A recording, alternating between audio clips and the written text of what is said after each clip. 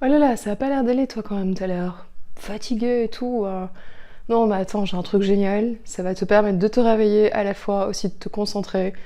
Donc tu sais ce que tu fais, tu prends tes deux mains, tu les retournes comme ça et tu lèves un pied en même temps.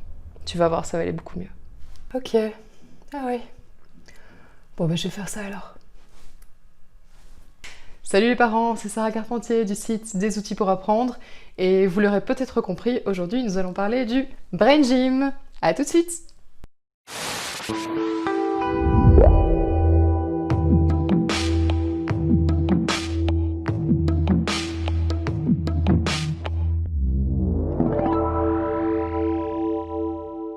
Alors, si vous ne savez pas ce que c'est que le Brain Gym, c'est un mouvement qui est né dans les années 70 et qui, de par des exercices de coordination, vise à rééquilibrer certaines parties du cerveau. Donc, partie antérieure et postérieure, partie supérieure et inférieure, hémisphère droit, hémisphère gauche.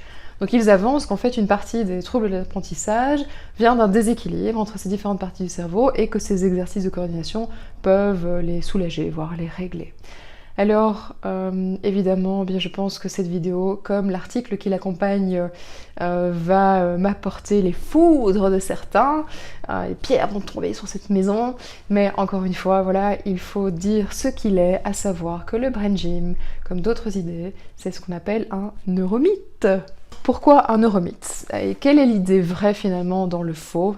Quelle est la petite idée vraie dans la masse d'idées fausses que ce mouvement a généré? En fait, il n'y a pas de déséquilibre entre différentes parties du cerveau. D'ailleurs, cette latéralité du cerveau rejoint un autre neuromythe qui est l'idée l'enfant a cerveau droit ou cerveau gauche. Il faut savoir que les deux hémisphères cérébraux collaborent.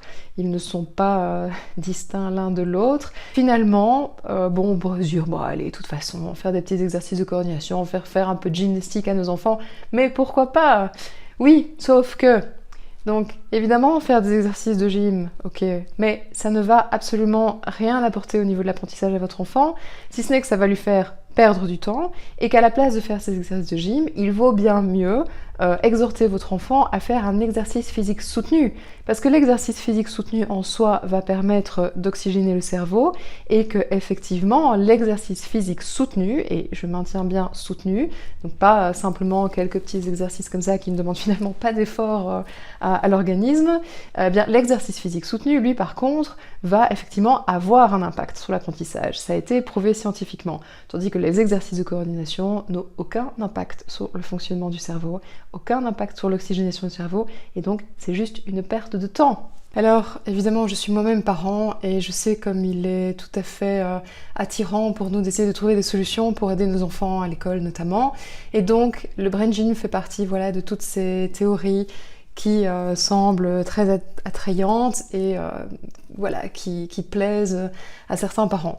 Maintenant, pourquoi est-ce que le site des outils pour apprendre notamment essaye de montrer, mais quelque part ce qui a été vérifié expérimentalement, ce qui ne l'est pas?